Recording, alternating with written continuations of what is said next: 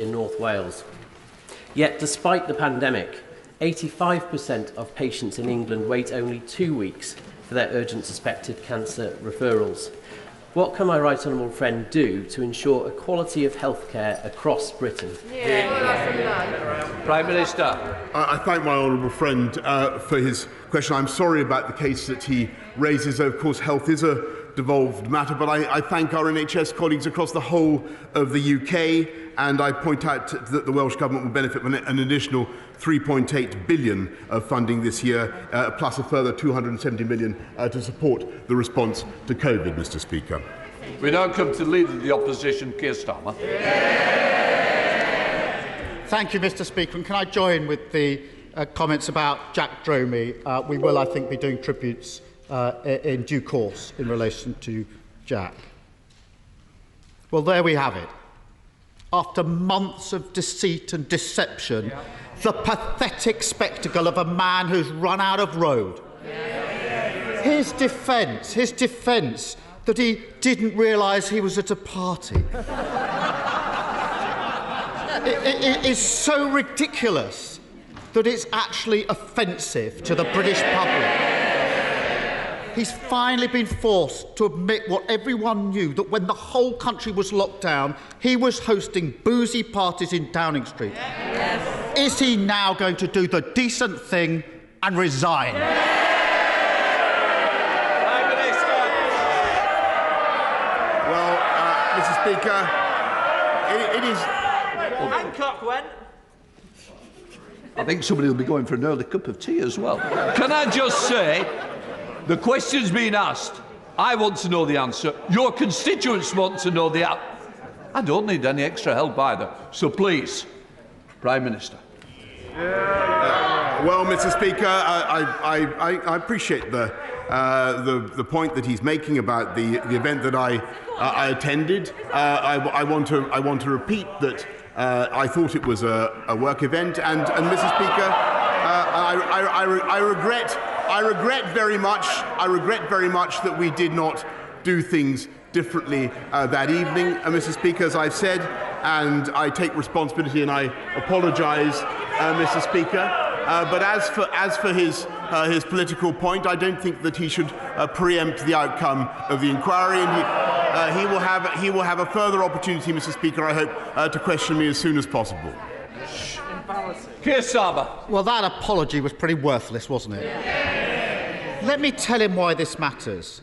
Yesterday, in this chamber, honourable members told heart-wrenching stories about the sacrifices people across the country were making. This House and the whole country were moved by the honourable member for Strangford as he talked about his mother-in-law dying alone.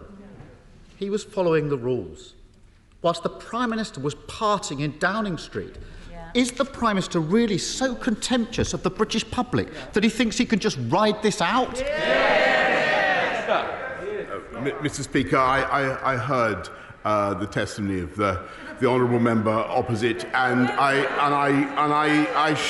echo his sentiments. It was deeply moving. Nobody who heard that could fail to have been moved. And I know that people up and down the country made huge sacrifices throughout this pandemic, Mr. Speaker, and I understand the anger, the rage that they feel at the thought that that people in Downing Street were not following those rules. I regret the way the event I have described was handled. I bitterly regret it and wish that we could have done things differently. And I have and will continue to apologise for what we did. But, Mr. Speaker, he must wait for the inquiry, which will report as soon as possible. Keir Starmer. Mr. Speaker, when the Prime Minister's former Health Secretary broke the rules, he resigned. Yes. And the Prime Minister said he was right to do so. When the Prime Minister's spokesperson laughed about the rules being broken, she resigned. And the Prime Minister accepted that resignation. Why does the Prime Minister still think that the rules don't apply to him? Well, Mr. Speaker, that's not what I've said, and I understand the point that he makes. As I've said, Mr. Speaker, I regret the way things happened on the evening in question. and I apologise, but if I may say to him, I do think it would be better if he waited until the full conclusion of the inquiry, until the full facts are brought before this House, Mr. Speaker, and he will then have an opportunity to put his points again. Keir Starmer. This just isn't working, Prime Minister. No. Everyone can see what happened. Exactly. It started with reports of boozy parties in Downing Street during lockdown. The Prime Minister pretended that he had been assured there were no parties. Yeah. How that fits with his defence out, I do not know. Exactly. Then the video landed, blowing the Prime Minister's first defence out of the water. So then he pretended he was sickened and furious about the parties. Now it turns out he was at the parties all along. Can't the Prime Minister see why the British public think he's lying through his teeth? Prime Minister, it was what the public think, not what a member is saying against.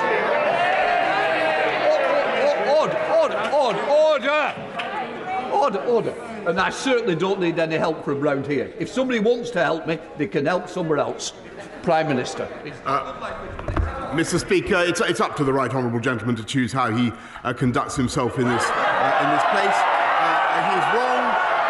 He's wrong. I say to him that he is wrong. He is wrong in what he said. He said what he is wrong what he said is wrong in several key respects. But, Mr. Speaker, that does not detract from the basic point that I want to make today, which is that I accept that we should have done things differently on that evening. As I've said to the House, I believe that the events in question were within the guidance and were within the rules, and that was certainly the assumption on which I operated. But can I say to him, Mr. Speaker, that he should wait. He should wait before he jumps to conclusions, Mr. Speaker. A lawyer should respect the inquiry. I hope that he will wait until the facts are established and brought to this House. Keir Starmer. Mr. Speaker, so we've got the Prime Minister attending Downing Street parties, a clear breach of the rules. We've got the Prime Minister putting forward a series of ridiculous denials which he knows are untrue. Yes. A clear breach of the ministerial code. That code says ministers who knowingly mislead Parliament will be expected to offer their resignation. The party's over, Prime Minister. The only question is, will the British public kick him out? Will his party kick him out, or will he do the decent thing and resign? Mr. Speaker, I just want to repeat that I think that the right honourable gentleman, I know that it is his objective, and he's paid to try to remove me from office, Mr. Speaker, and I appreciate that and I accept that. But may I humbly suggest to him that he should wait until the inquiry has concluded. He should study it for himself, and I will certainly respond as appropriate, and I hope that he does. But in the meantime, yes, Mr. Speaker, I certainly wish that things had happened differently on the evening of May the 20th, Mr. Speaker, and I apologise for all the misjudgments that have been made, for which I take, Mr. Speaker, full responsibility. Keir Starmer. The Prime Minister's a man without shame. The public want answers to their questions. Hannah Brady's father, Sean, was just 55 when he lost his life to COVID. He was a fit and healthy key worker. I spoke to Hannah last night, Prime Minister. Her father died just days before the drinks trolley was being wheeled through Downing Street. And last year, Hannah met the Prime Minister in the Downing Street garden. She looked at the Prime Minister in the eye and told him of her loss. The Prime Minister told Hannah he'd done everything he could to protect her dad. Looking back, what Hannah told me last night was this. She realises that the Prime Minister had parted in that same garden the very day her dad's death certificate was signed. What Hannah wants to know is this. Does the Prime Minister understand why it makes her feel sick to think about the way that he's behaved? Mr. Speaker, I sympathise deeply with Hannah, with people who have suffered up and down this country during the pandemic, and I repeat that I wish things had been done differently on that evening, Mr. Speaker, and I repeat my apology for all the misjudgments that may have been made, that were made on my watch in Number 10 and across government. But I want to reassure the people of this country, including Hannah and her family, that, Mr. Speaker, we have been working to do everything we can to protect her and her family, and it is thanks to the efforts of this government that we have the most tested population in Europe, with 1.25 million tests being conducted every day. We've been working to ensure that this population, our country, has the most antivirals of any country in Europe. And, Mr. Speaker, it's because of the efforts of the government, of officials, of staff up and down Whitehall, that we've driven the fastest vaccine rollout in Europe, one of the fastest in the world. And that is the reason, Mr. Speaker, that we now have one of the most open economies, if not the most open economy in Europe, and one of the fastest growing economy, Mr. Speaker, in the G7. And, Mr. Speaker, whatever the mistakes that have been made on my watch, for which I apologise and which I fully acknowledge, that is the work, Mr. Speaker, that has been going on in Number 10 Downing Street.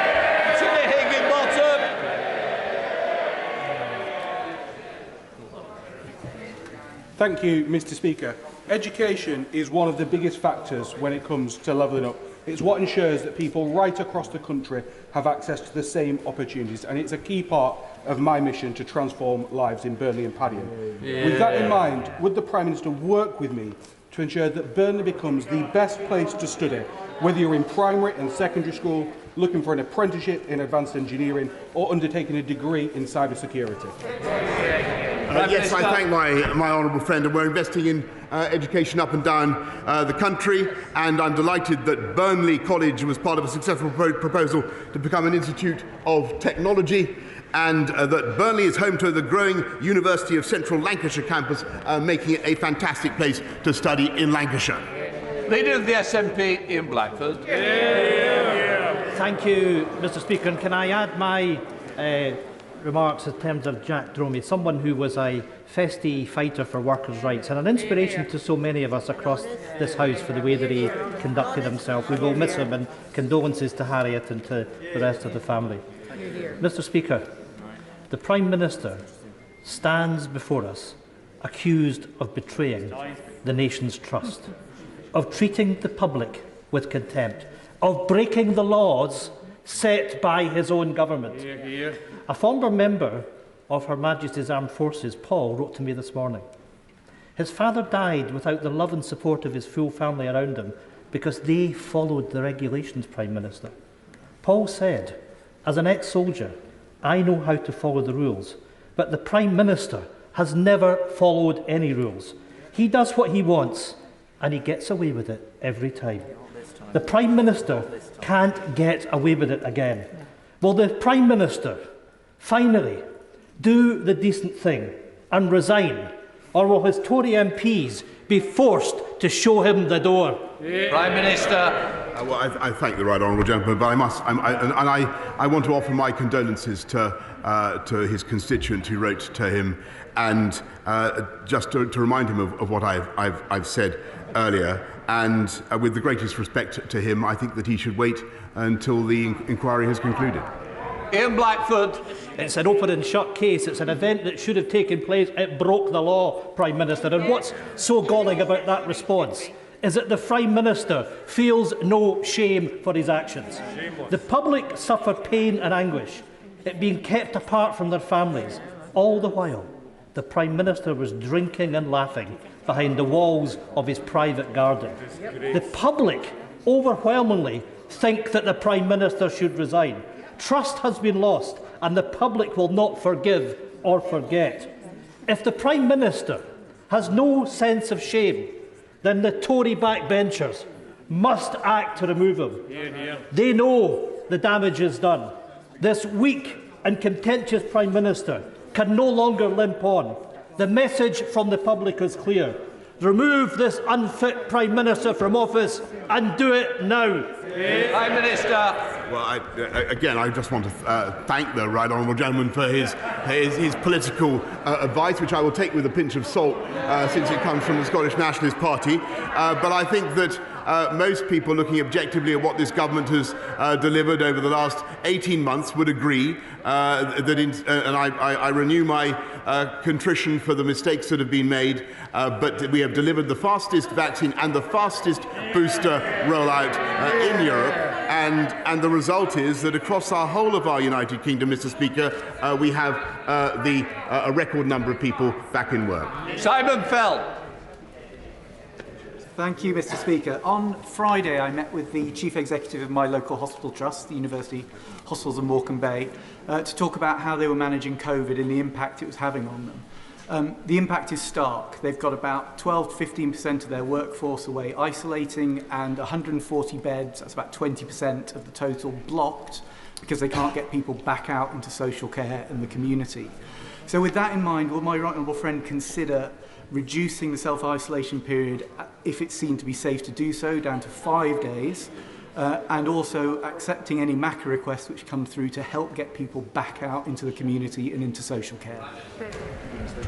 Yes, Mr. Speaker, well, we're certainly looking at reducing the isolation period, and hope to bring you more, Mr. Speaker, about that as fast as possible. We'll certainly look at all MACA requests. But more fundamentally, what we can do to alleviate the pressures in his hospital is to fix the health and social care divide, which is what this government is also doing after a generation of neglect. Stephen Farrell. Thank you, Mr. Speaker. Today's apology is too little, too late. If the Prime Minister was sincere, he could have apologised at any stage over the past 18 months, rather than waiting until he was found out. My constituents in North Down and people across the UK feel betrayed by the Prime Minister. We've had over 150,000 deaths from COVID over the past couple of years. We have seen standards in public life trashed. So for once, can the Prime Minister do the honourable thing and resign for the sake of the public health message and for standards in our democracy? Mr. Speaker, I can only repeat what I've said, and I understand the feelings he has about the effect of this pandemic on this country, and I certainly grieve for everybody who has died and who has suffered. But on his political point, can I propose that he waits for the inquiry to report? Susan Webb. Thank you, Mr. Speaker. I recently visited my local job centre, and I'm absolutely pleased to announce that the adult claimant count is down 28%, and the young adult claimant count is down 40%. Will the Prime Minister join me in thanking all the hard work of the Stourbridge Job Centre for their dedication to actually achieve these results, and also to contribute to the jobs revival that's happening across the West Midlands? 61,000 new jobs since March 2021. Prime Minister. Yes, indeed, Mr. Speaker, and I thank her for that. And it's notable that the opposition don't like to dwell on these points, but it is an astonishing fact that we have 420,000 more people in work now than before the pandemic began, and youth unemployment at a record low, Mr. Speaker. Stephen Bonner. Mr. Speaker, another week, another scandal for this Prime Minister and his utterly shameless government. For 2 years, my constituents made sacrifice after sacrifice, spending time away from our loved ones, missing out on important life events. Some paid the ultimate sacrifice, while he partied away. Figures released just last night show that 79% of people in Scotland think the Prime Minister should step down. Does the Prime Minister now realise that it's clear to all that, while he may not understand how to be socially distant from others, there is no doubt that he is morally distant from the rest of us across these nations, and the best thing he can do now is go. Resign, Prime Minister. Prime Minister. Mr. Speaker, I thank the honourable member for the SNP, and I repeat the point that I've made earlier on. I don't think that he should preempt or anticipate the inquiry. Joy Morrissey. Thank you, Mr. Speaker. The Colne Valley Regional Park runs through my constituency and the Prime Minister's. Would my right honourable friend join me in paying tribute to the volunteers who tirelessly work to preserve the this precious green space? And will he work with me to create better protections for this park moving forward? Prime Minister. I certainly will. I join her in thanking the wonderful volunteers, and I will do what I can to assist her in protecting this beautiful green space. Ruth Kepley. Thank you, Mr. Speaker. On a different topic to that of my right honourable friend, the Leader of the Opposition, but a related one. Last week, at Prime Minister's Questions, the Prime Minister was asked about his previous claim about that his previous claims about inflation were unfounded, and in his reply, he told the House he had said no such thing.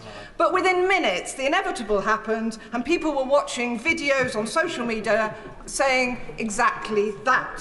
So would the Prime Minister like to take this opportunity to correct the record and apologise for misleading the House on this matter? That would be inadvertently misleading the House, Prime Minister.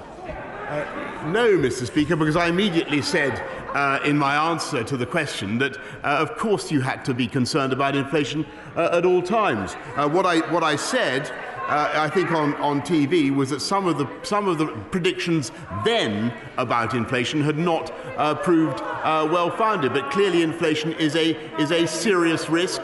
It is going up, and what we need is a strategy to tackle it, and that's what we have. Richard Drax. Thank you, Mr. Speaker. My constituent, Grant Bailey, went back to Afghanistan in September. He disappeared in December around Christmas time. We think the Taliban have him. Can my right honourable friend advise me and his family whether he knows anything about this man, who has him, and what is being done to get him home? Prime Minister. I thank my honourable friend for raising the case with me, and I hope I will organise a meeting for him with the relevant minister as soon as possible to establish what we can do to help Grant. Gold Turner. He's not apologised, Mr. Speaker, for breaking the rules and breaking the law. He's sorry because he's been caught. He is bang to rights. So when my constituents were making unimaginable decisions, he was hosting a boozy party in Downing Street. So how does he think he can still maintain the one rule for him and another for the rest of us? He cannot, and he must resign. Mr. Speaker, I refer to the answer I gave earlier on. Peter Bone. Thank you very much, Mr. Speaker. This Friday, my private member's bill, BBC licence fee abolition, gets its second reading. It will abolish the BBC licence fee and require the BBC to be funded by subscription. In this day and age, it's ridiculous to have a state broadcaster. It's ridiculous that people are forced to pay a fee just because they have a television.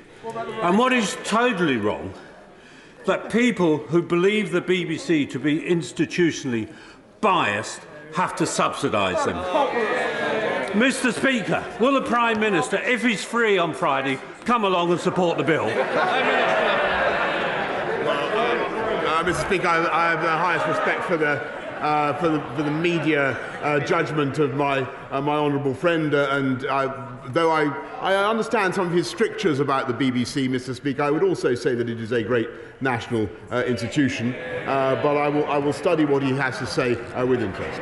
Toby Perkins. Thank you, Mr. Speaker. We've all had Prime Ministers that we disagreed with or we didn't rate, but there's never been one that debased the office in the way that this.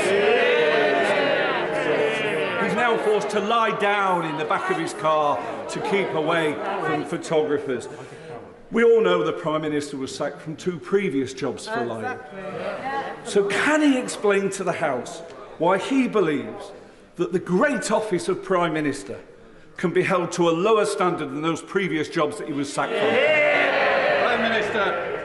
Well, I welcome the point that the honourable gentleman makes. In the partisan spirit with which I think it was intended, I don't agree with him. But can I suggest to him respectfully that he waits until the inquiry is concluded, which I hope will be as soon as possible. Alberto Costa. Washing machine manufacturers are considering installing microfiber filter systems in all new washing machines. Will the Prime Minister ask his ministers? Will the Prime Minister ask his ministers to look at? We've got a slight problem. Some of you want to catch my eye. The longer this question takes, the less other people will get in. Alberto Costa. People laughing at plastic pollution, Mr. Speaker. Quite a disgrace. Will the Prime Minister ask his ministers to look into the viability of my bill, which has cross-party support and seeks to introduce inexpensive microplastic filters on all new washing machines? Well, I want to thank my honourable friend for his campaign. And I believe that we should tackle microplastic pollution, Mr. Speaker. And I'm glad that DEFRA are looking at the introduction of legislation for microfiber filters on washing machines as a cost-beneficial solution. And I will make sure that my right honourable friend, the Secretary of State for the Environment, will keep him informed of how we're doing. Mr. Virendra Sharma. Thank you, Mr. Speaker. I too wish to join colleagues in paying tribute to Jack Dromey. I knew him first in the early 70s and worked with him on the Grunwick strike. He will be greatly missed. Mr. Speaker, thousands of men and women in Afghanistan supported the NATO mission, and they have been abandoned. In 6 months, we don't have a credible route to help people out of Afghanistan safely. The most recent update from the FCDO is directly contradicted by the UN. While the FCDO claims that from spring the UNHCR will make referrals to evacuation schemes, the UNHCR's own website is very clear they make no such referrals.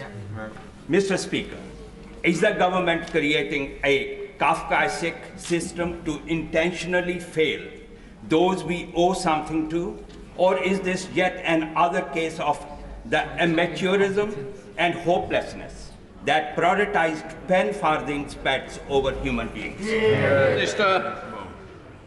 Mr. Speaker, I believe he does a serious injustice to the efforts of local councils up and down the country to look after people coming from Afghanistan, and I think he does an injustice to the efforts of the UK. We are proud already under Operation Pitting to have evacuated 15,000 people from Afghanistan, Mr. Speaker, and we've allocated 286 million in aid, in assistance for people in Afghanistan, and we are continuing to offer safe passage to this country from Afghanistan. Paul Holmes. Thank you, Mr. Speaker. The Prime Minister will be aware that Eastleigh was formed as a railway town, from producing locomotives and carriages to building gliders for the D-Day landings. Eastleigh has a proud railway heritage. Hear, hear. Given this pedigree, the excellent transport links and the need to level up the south, does he agree with me that Eastleigh would make the perfect home for the new headquarters of Great British Railways? Well, Mr. Speaker, my honourable friend is a great champion for Eastleigh, and as I told the House earlier, further details of the competition to identify the new Great British Railways headquarters will be announced in the coming weeks. Devendra Mishra. Mr. Speaker, in my constituency of Stockport, the average rent for a two-bedroom property is an unaffordable £800. And recently, in the last 13 years, the rents have been significantly increasing. One constituent contacted me recently to explain that she and her husband, who are in their 70s and suffer from ill health, have just been served with a Section 21 notice after living in the property for almost 20 years. Mr. Speaker, the Prime Minister's own manifesto promised a better deal for renters, which included abolishing no-fault evictions. So when will he scrap this practice and reintroduce the much-needed Renters Reform Bill, which seems to have been kicked into the long grass? Minister. Well, Mr. Speaker, one of the first things I did when I became Prime Minister was to uprate local housing allowance so that people on social rent would be able to afford where they live more easily, is a key component of tackling the cost of living, Mr. Speaker. But what we're also doing is building record numbers of homes, Mr. Speaker, and I was very pleased to see a huge increase in the number of people able to get the homes that they need. But the point that he makes about renters is also very, very important, and that's why we're tackling the rights of renters as well.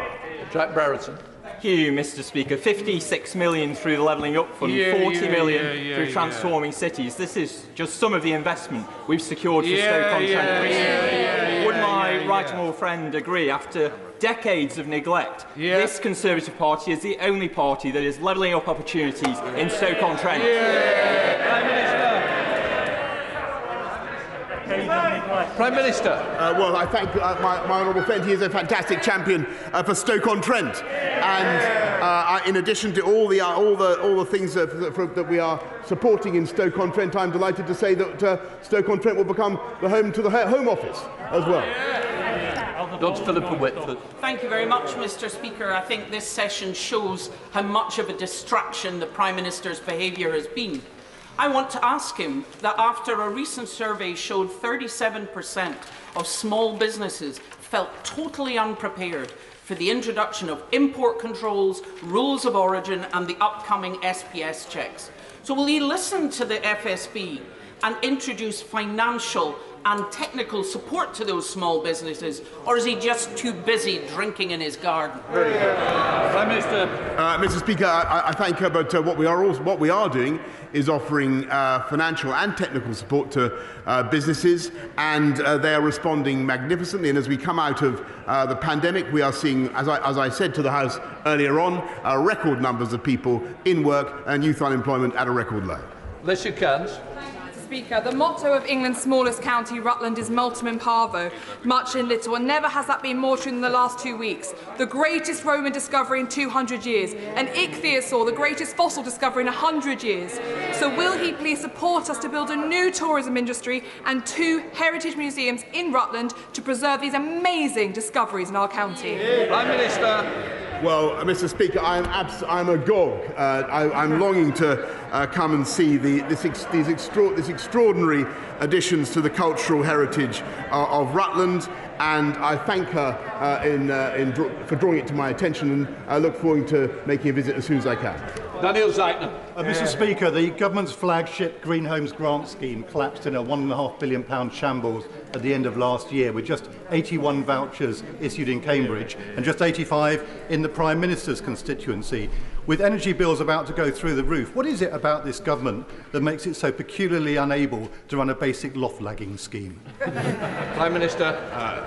Mr. Speaker, we are supporting measures to retrofit homes up and down the country, and in addition, in order to improve the insulation, Mr. Speaker. But what we're also doing is supporting people with the costs of their fuel. We will continue to do that through the Warm Homes discount, the winter fuel allowance, and all the other payments that we make. Crosby.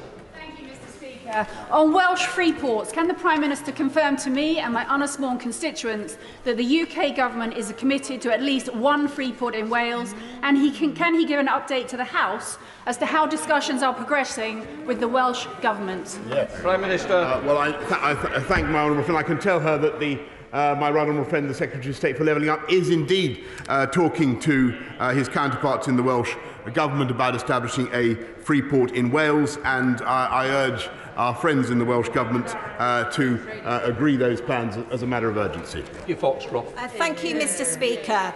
The Government commissioned NatSen to research the use of health and disability benefits, but has yet to publish the findings. Its own protocol for publication states social research must be released in a way that promotes public trust. The cost of living crisis is hitting disabled people hard at a time when many people were already struggling, and it's surely time to start rebuilding their trust. So will the Prime Minister commit today to publishing this research? Prime Minister. Mr. Speaker, we will do everything we can to support people throughout the recovery period from the pandemic. We will support disabled people and continue to increase our support for families up and down the country. And she requests that we publish the research. We will do so as soon as we can, Mr. Speaker. Jenkinson. Thank you, Mr. Speaker. And can I thank my right honourable friend for his continued support for new nuclear. Hear, hear. Following the passing of our landmark nuclear financing bill this week, will he put his weight behind my efforts and those of my Cumbrian colleagues to bring large and small new nuclear to Cumbria? Yeah. Prime Minister. I thank my honourable friend, and he is quite right that one of the disasters of the Labour administration of the 13 years of Labour was that they allowed a total collapse in our nuclear power, Mr. Speaker. I'm afraid, which is one of the reasons we have a shortage of energy, and that's why we're investing now in small modular reactors as well as the big projects. Chris Pratt. Thank you, Mr. Speaker. So the Prime Minister didn't spot that he was at a social event. That's the excuse, isn't it? Come off it. I mean, how stupid does the Prime Minister think the British people are? The worst of it is, he's already managed to completely destroy Allegra Stratton's career. He's tarnished the reputation of Lord Geit. And now he's making fools of every single MP who cheered him earlier. Every single one who goes out on the radio and television to defend this shower of shenanigans. Would it not be absolutely despicable if, in the search for a scapegoat, some junior member of staff ends up losing their job, but he kept his? I'm grateful as ever, Mr. Speaker, to the right honourable gentleman. I think a former member of the Conservative Party, as I understand it. But I'm grateful to him for his party political advice. I don't agree with him, Mr. Speaker. I've come to this House to make amends, to explain what happened on May the 20th and to apologise. But, Mr. Speaker, I really think that, with all humility, I must ask him to wait for the result of the inquiry, where he will have abundant opportunity, Mr. Speaker, to question me again and to make his party political points again. But until then, Mr. Speaker, I'm going to ignore his advice. Jonathan Gillis. Thank you, Mr. Speaker.